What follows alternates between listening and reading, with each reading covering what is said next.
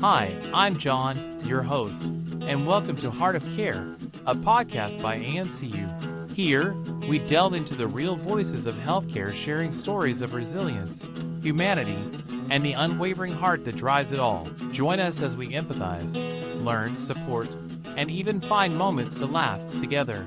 Thanks for being here. Series title, Heart of Care. Season 2, Episode 1. Episode 1, The Weight We Share with Jessica. Hi, I'm Laura, and welcome back to Heart of Care by AMCU Media. We created this space to talk honestly about the everyday struggles Australians face. Not because we failed, but because too often the system has failed us. This special series, The Family Burden, The Weight We Share, is about what it really costs to raise children in Australia today, and why so many working families feel like they're falling behind even when they're doing everything right. If you've ever looked at your payslip and thought, where did it all go? You're not alone. If you've ever wondered why earning more can sometimes leave you worse off, this is the place for you. In today's episode, we meet Jessica, a working mom earning what many would call a good income. And yet, after tax and childcare, she's left with less than half. Her story is one of many. We're going to unpack the numbers, the policies, and most importantly, the impact on real lives. Because at the end of the day, raising kids isn't a private burden.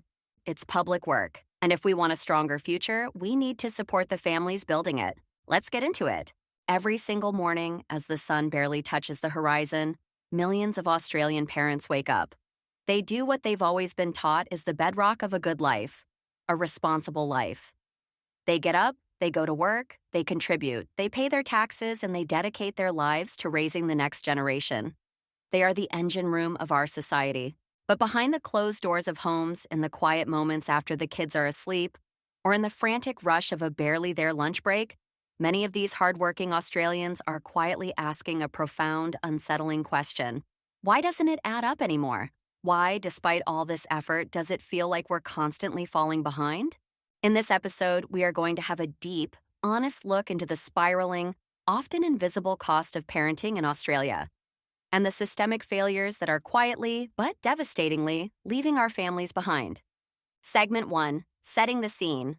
Today we're peeling back the layers on something that impacts the daily lives of countless Australians, yet it's rarely discussed with the honesty and transparency it deserves. The financial trap that working parents in Australia are increasingly caught in. It's a trap that affects your ability to save, to plan, and to simply breathe. And joining me to share her incredibly common yet deeply personal experience is my good friend, Jessica, a working mom of 2, navigating a system that, as she'll tell us, somehow punishes her for trying to do all the right things that society expects. Jess, thank you so much for carving out this time to be here. Thanks for having me, Laura. Honestly, when you first brought this topic up, I immediately thought, yes, this is such an important conversation that so many of my friends are having, but always in hushed tones. It feels good to talk about it openly. Absolutely. And that's what we want to do here, bring these conversations into the light. Segment 2, The Breakdown, The Invisible Drain. Jess, let's jump straight into the numbers because they are stark. Your combined household income on paper is quite substantial, around $200,000. For many Australians, hearing that, they might think, wow, they're doing really well. They must be comfortable. That's exactly what people think. And for a long time, we tried to believe it too. But after tax, and especially after childcare, it's a completely different story. It's like looking at a beautifully wrapped present only to open it and find it's half empty. Let's break it down for our audience, step by painful step. You start with that $200,000 gross income as a family. Then you subtract approximately $52,000 in taxes and the Medicare levy. That's already a significant chunk. That leaves you with $148,000.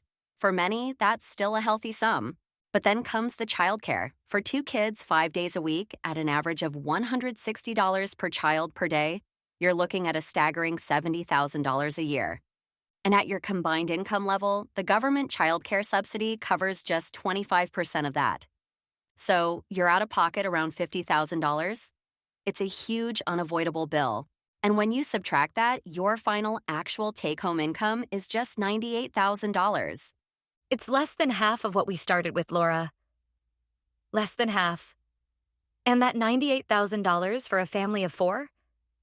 That's before we even think about rent or mortgage payments, groceries, petrol just to get to work, car insurance, health insurance, school fees if we had them, electricity, gas, internet, life.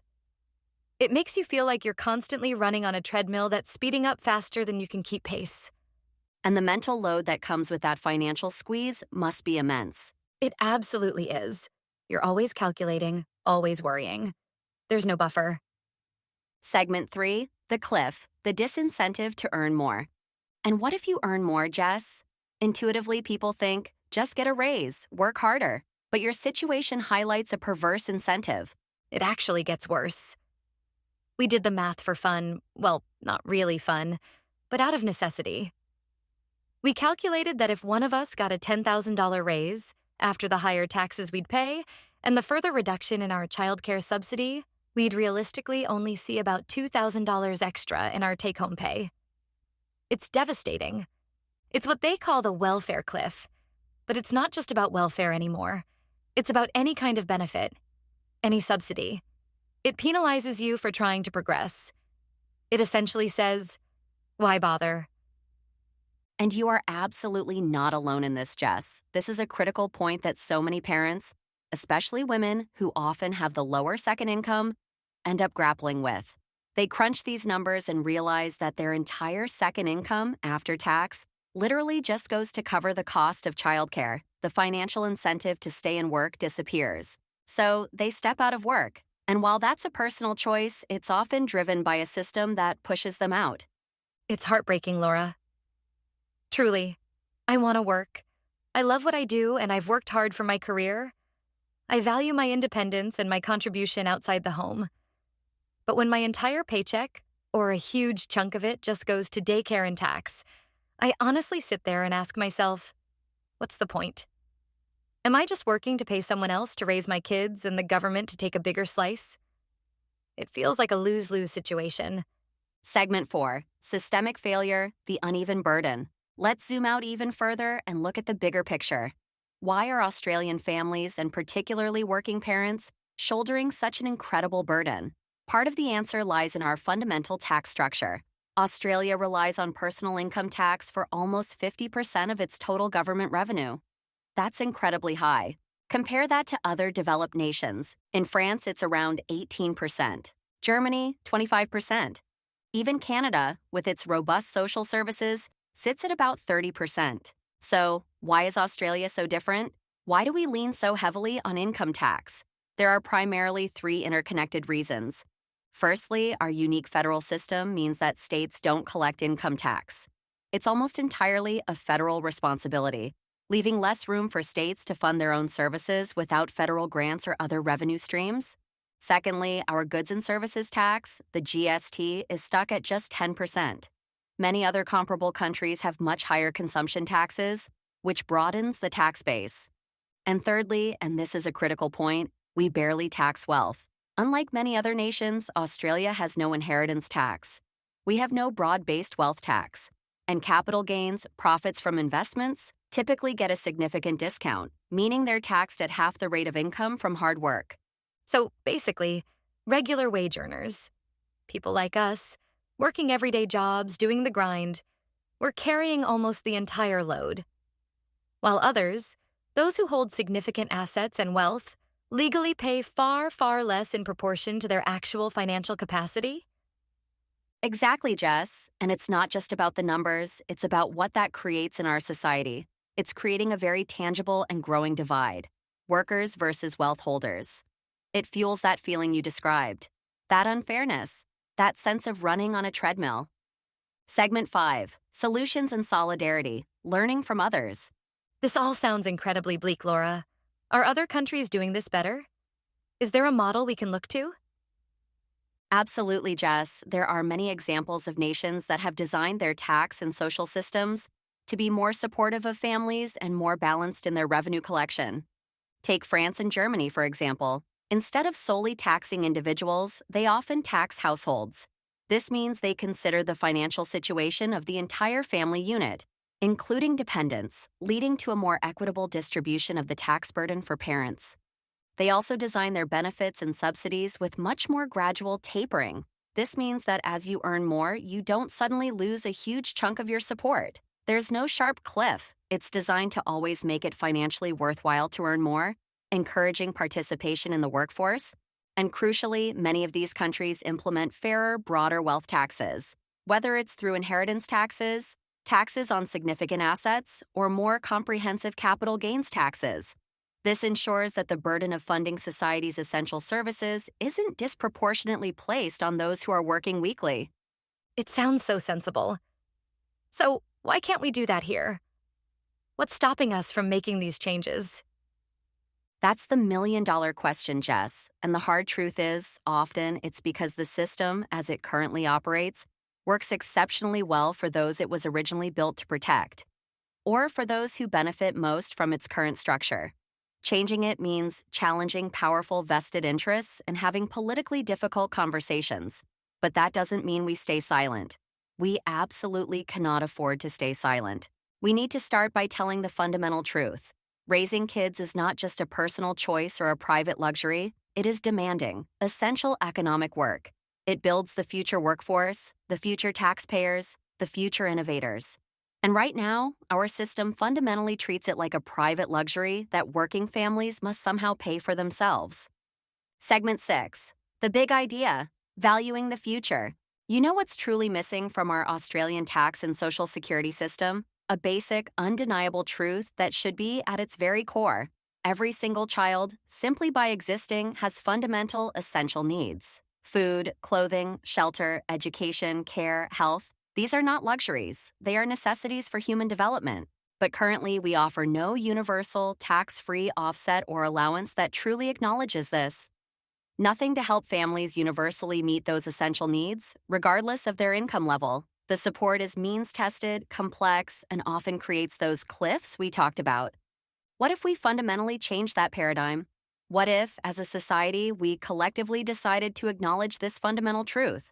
What if we provided a non-income tested, per-child tax-free allowance, a straightforward, universal payment designed specifically to help families cover these basics? Food, clothing, education, quality care? Because raising the next generation isn't a side job, it's not just a hobby. It's arguably the most vital work happening in our nation. It is fundamental, continuous, often exhausting work. And our system, our entire society, should reflect and support that. Segment 7, closing message. Jessica, thank you so much again for your courage in sharing your story. I know it represents not just you and your family, but literally thousands, hundreds of thousands of families just like yours across the country who are feeling this exact financial squeeze. Thank you, Laura. It means so much to be able to speak about this. I just hope more people hear this and realize it's not just them failing to budget or not working hard enough. It's the system, and it needs to change. And to everyone listening, this conversation is just the beginning. Your voice matters. Your experience matters. You've been listening to Heart of Care podcast series, a vital production of AMCU Media. If this episode resonated with you, if you recognize these struggles, please do us a huge favor. Share it with someone who needs to hear it. Let's make sure this conversation grows. And in 2026, join us on the Heart of Care podcast as we expand this conversation even further, delving deeper into the solutions and the path forward for a fairer Australia. Because we believe we can do better. Thanks for tuning in to this episode from AMCU Media, where real stories, healthcare, and advocacy come together. We release a new episode on the 28th of every month. We're a small, independent team doing our best to bring you meaningful conversations. And your support means the world to us. Subscribe to our YouTube channel and Facebook page. Just search for AMCU Media. Got a story or topic to share? Email us at amcu@strmedical.com.au. Together, we can do better.